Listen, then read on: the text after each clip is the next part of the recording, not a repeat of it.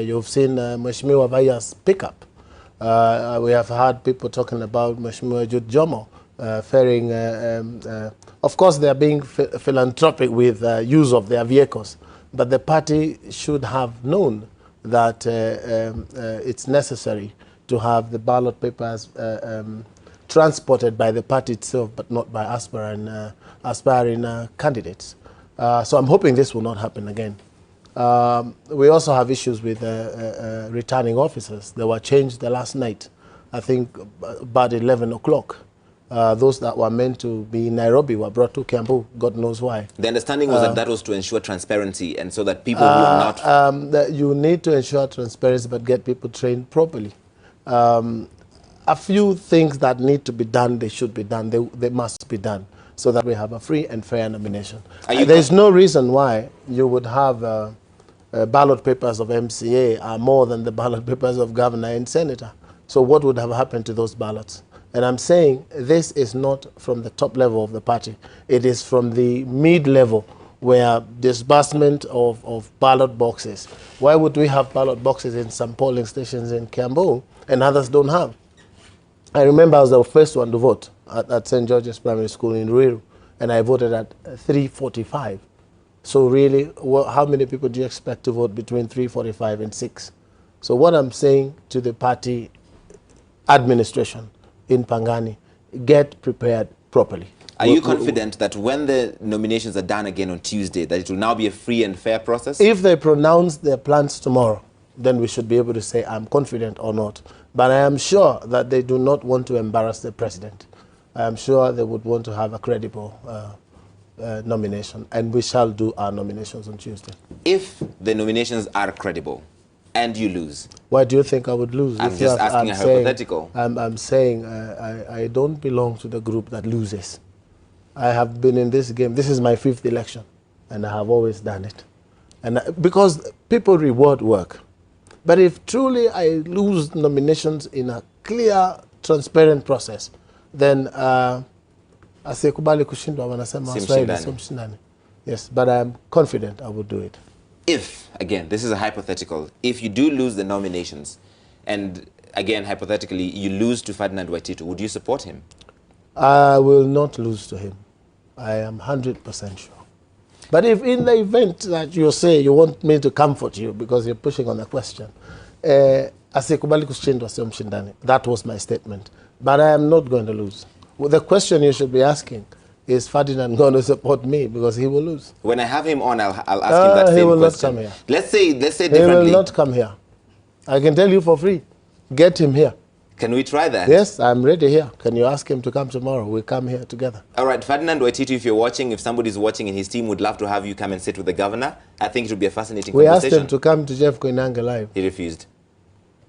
All right, if we get him on the phone right now. If we go, you can ask him to go on phone. Let's try and can we try and find Ferdinand Waititu on phone? It would be nice to do that. But that said, let's just put it this way. If you lose to, not necessarily Ferdinand Waititu, whoever wins that you seem to be in love with losing. No, I'm not going to lose. No, I want to move this on, but I want to get past this. Yes. Whoever wins the nomination, if it is not you, would you support them? If it is free and fair, we should support who wins. Yes. So you will not. And this is not only in Kiambu. Right. It's in the entire party. Parties don't. You will see highly democratic parties.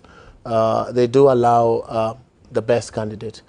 The laws in Kenya, our constitution envisages elections every 5 years. Elections, not minute parties.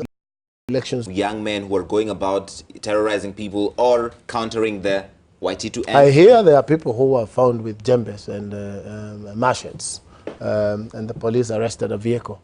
I'm yet to know whose vehicle it was, but of course it was not my vehicle. It was not my group. My weapon is Wanjiko's ballot. That is my weapon. So you are not financing any group of young people, no, never, group of never. youth to go and counter whatever is being done by your opponent? Why would I need to? I would not need to do that. I don't have issues with... I'm dealing with, you know, a campaign of issues, not about personalities, not about insults, not about propaganda. My business is about what work have I done. Does Wanjiko think that I deserve a new term? And the answer is yes. If these people are doing this in your name, are you first aware that people who are doing this in your name? I have heard today in social media people saying all these things, and they are meant to be just propaganda, hoping that people will get mileage. And you know, why do people have propaganda in politics? Is when you are oppressed, when you know you are under pressure, you are losing. Politicians do anything to get to the top. You will not find any propaganda from my side about the other side. I'm saying they have no issues. What about, forget propaganda, what you actually did say, I believe that was in 2014. Yes. You were quoted as saying that women who are running for office must first get married. No. I said to run a home, you need both parents. I still stand by that position.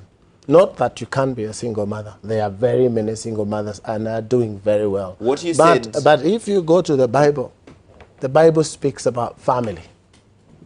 And family is everyone in family. And this matter is not an issue now. It is not an issue. I'm hearing it from you for the first time in 5 years. A lot of people are saying that you hold women in contempt. No, that's not true. Do you hold women in contempt? No, I don't. I love women. I love my mother. I love my sisters. Do you hold single women in contempt? I don't have a problem with single women. I have very many friends who are single women. I have ministers I have appointed who are single mothers. At least one politician in Kiambu County has claimed that you disrespect her because she's a single woman. I love that she has claimed, and that is not true. I love the word claimed. If you had said I had said it, I'd say I didn't say it. But she claims that's her opinion. And so she's entitled to. Do you believe that single mothers are just as fit for leadership? There are very good any leaders in the world, presidents in nations who are single mothers. Some of them are not single by choice. It is just bad luck or whatever it is.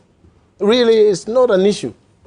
How you are in your family, whether I am divorced or not, because we are also, some of us are single fathers, right? It doesn't matter what you are when you're behind your closed doors. It is the content of your mind, the stuff that you can give to your people.